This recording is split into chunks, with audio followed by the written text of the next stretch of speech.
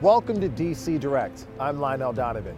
In this show, we'll be breaking down the big issues in the U.S., but we want you to weigh in. So feel free to follow us on Twitter, Facebook, and YouTube at TRT World, and reach out to us with the hashtag DC Direct and be a part of the conversation.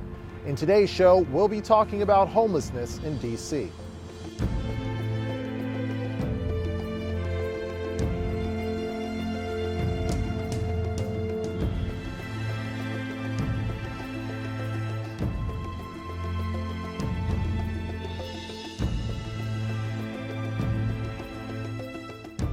It's the holiday season, which means people are making moves to head home to visit their friends and loved ones.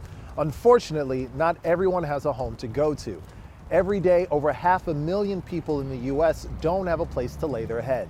Homelessness is a problem that's seen in urban areas the world over, and the capital of the country with the largest economy on earth is no different. Homelessness is a serious problem in D.C., with about 124 homeless people for every 100,000 DC residents in the city. The number of homeless exploded in 2009, growing by more than 34% by 2016, giving the city the 5th highest rate of homelessness in the nation. The city government has introduced policies and programs to address the problem, which has helped bring the numbers down over the past 2 years. But critics say that the programs don't tackle the root causes. To get a better understanding of just what those root causes are, we sat down with Josh Leopold from the Urban Institute to get into what drives someone to homelessness. There's a great deal of income inequality. DC and the surrounding areas is kind of one of the wealthiest parts of the country. There's also a lot of people that either have no income or have very little income. And there's also very high housing costs and a lot of demand for any kind of rental housing. So those two factors combined can push a lot of people into homelessness. When the housing bubble burst in 2008, many people lost their homes, leading to a spike in homelessness around the country. The government tried to step in, but the programs could only do so much.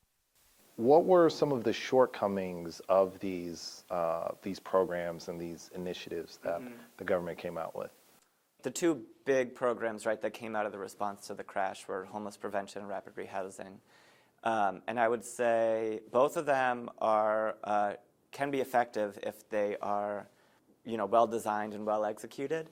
And they have different sets of problems. So that with homelessness prevention, the biggest challenge is we don't really know why some people who seem like they're at risk of homelessness stay housed and are pretty stable, and others kind of slip through the cracks and end up homeless.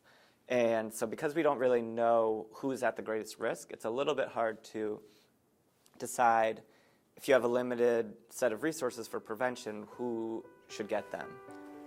While some try to tackle the issue from the top down, others prefer a more grassroots approach and meet the problem of homelessness where it can be plainly seen.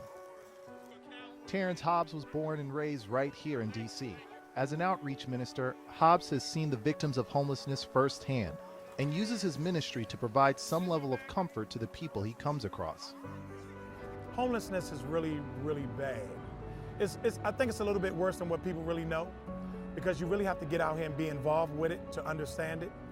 But even though Hobbs faithfully comes out to Franklin Square to give a hot plate to those in need, he also knows that more work needs to be done, and he can't do it alone.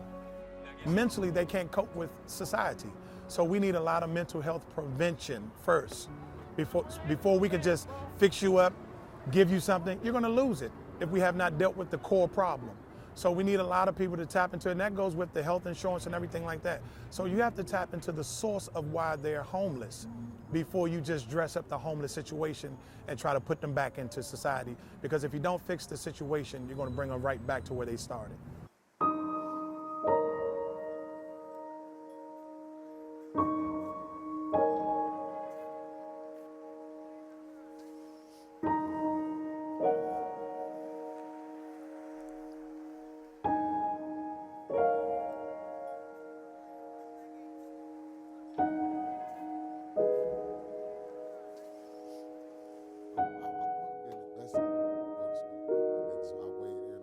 And in the end, The best people to speak about the realities of homelessness are the homeless themselves.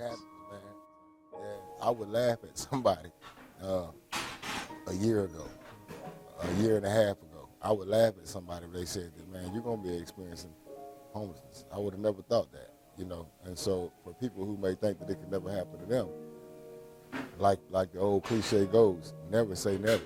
You know, what if it does happen? You know, then what? You know, it can happen. You know, it can happen from any type of loss. You know, any type of loss. Any. It's a lot of things that can drive a person to end up homeless. Places like this are what gives people that's experiencing what I'm experiencing is what gives us hope. Is what gives us a chance to go the full mile of making a decision of getting our lives together. You know, because being out there in the streets and not having nowhere to go and being unstable, the last thing you can do is really think about how I'm going to get it together.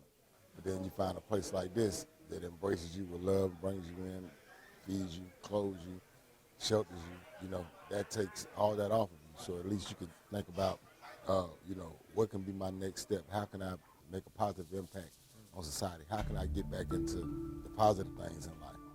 Homelessness is a society-wide problem, and it requires a society-wide solution.